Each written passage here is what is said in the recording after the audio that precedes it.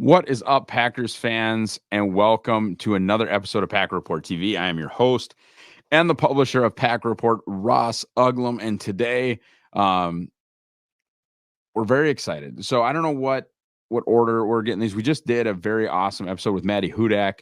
She is starting kind of what Bill Huber has, the Packers like Sports Illustrated specific site. She's doing that for Tulane.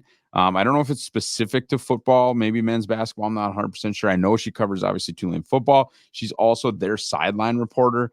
Check that out. If it's not out now, it is coming. But I'm very, very excited about you guys getting to see that. Right now, though, we're going to do a super big time blast to the past. Back in the day, and I mean prior to the Cheesehead TV days, really how I kind of got my start in this business.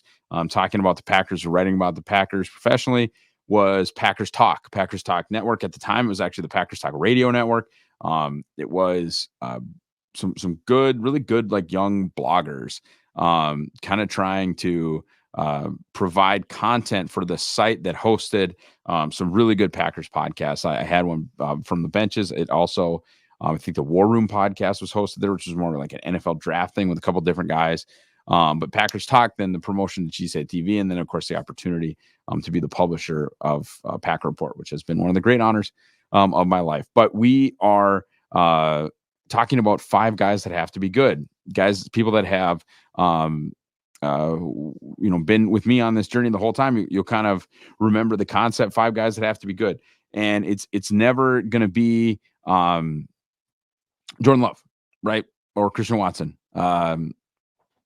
We know that, right? Rashawn Gary, he's got to be good, of course.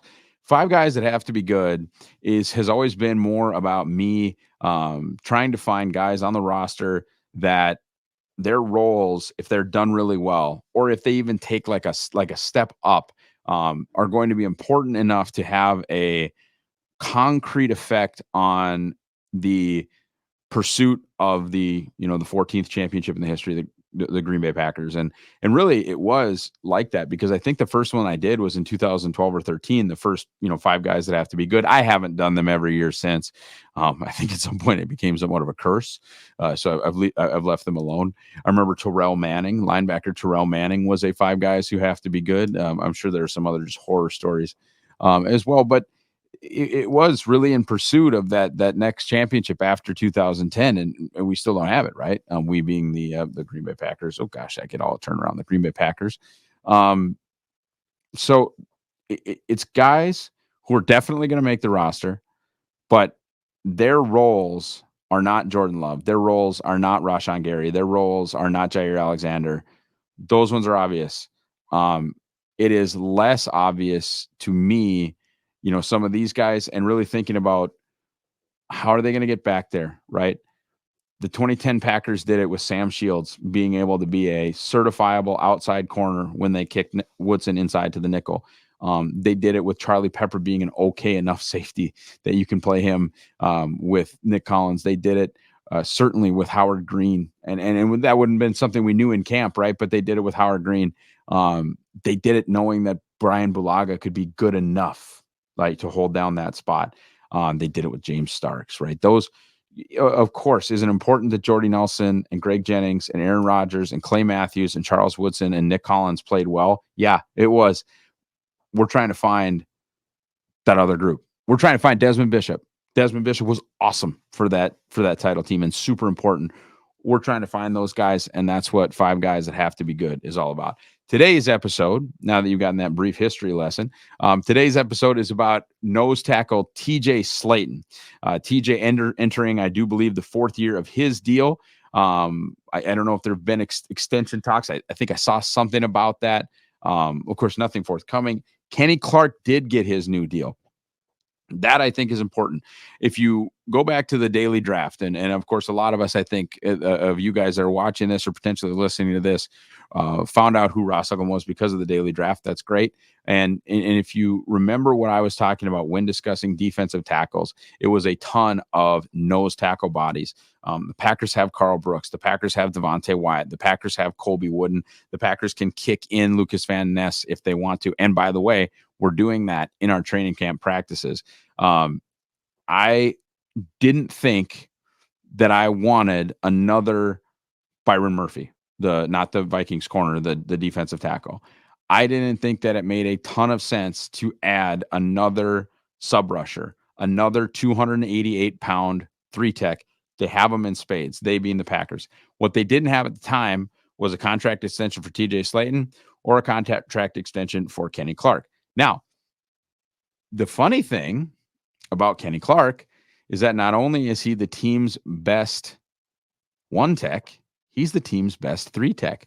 And so I got into a little bit of a Twitter spat, not a big one, but a little one about somebody was complaining that, year 3, Devontae Wyatt isn't a starter because the first time the Packers ran out their defensive starters, it was Kenny Clark and TJ Slaton. Well, the dirty little secret, folks, is that Kenny Clark is the best one tech on the team and the best three tech on the team.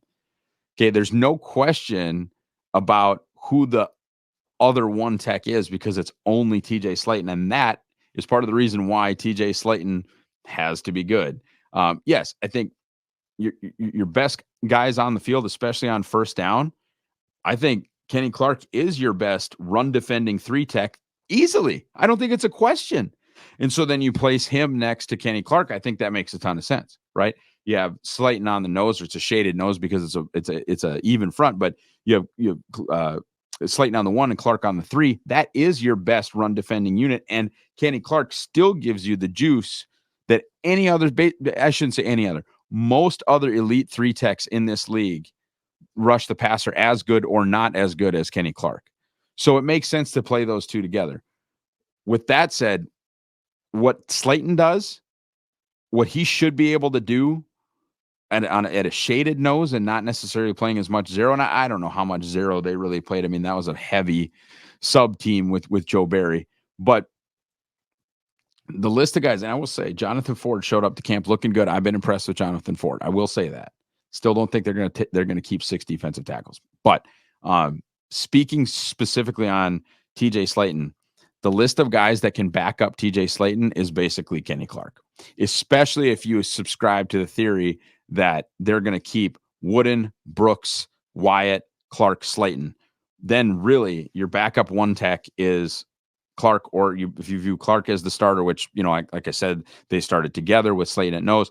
So if you view Slaton at nose, his only backup is Kenny Clark, or it's, Jonathan Ford on the practice squad. But it is so vital to have him play and play well because nobody else does what he did. And that's why I was so focused on nose bodies when I was talking about this NFL draft, because if something were to happen to Clark, if something were to happen to Slaton, God forbid something happens to both, the depth is non-existent. And frankly, the contractual depth moving forward is the same. It is also non-existent.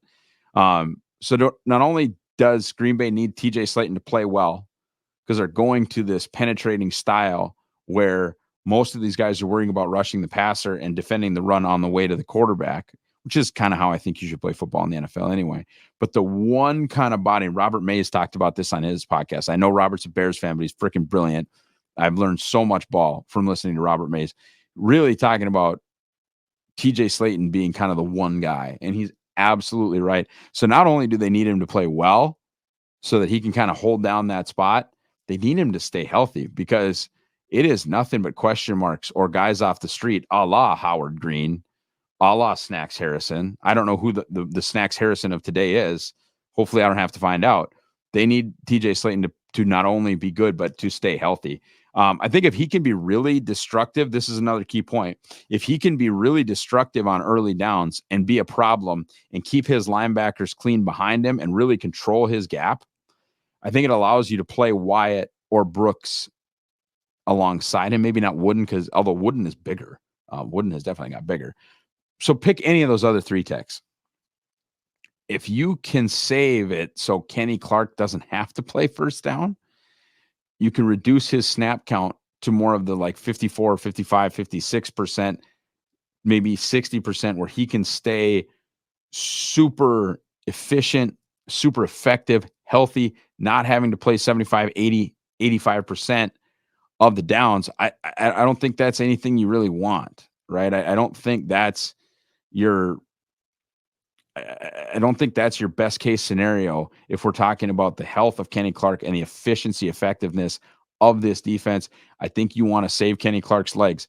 Robert talked about this being a hockey line in Green Bay. It is. I mean, with Enigbare not being hurt, if he's as nasty as he's looked in camp, you talk about just raw numbers.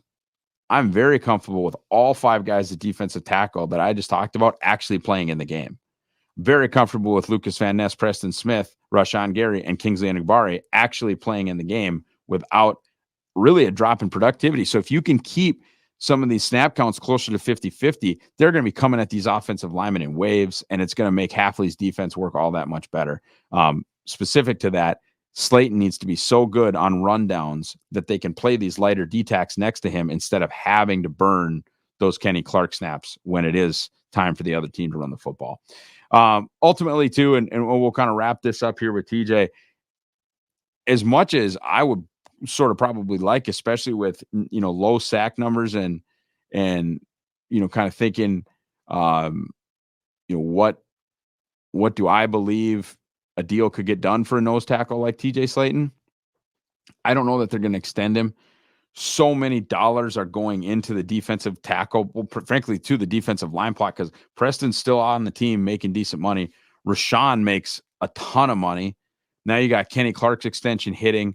I don't know if they're going to want to go in with like a Dean Lowry type contract for TJ Slaton, especially with what just happened when they did give Dean Lowry the Dean Lowry type contract.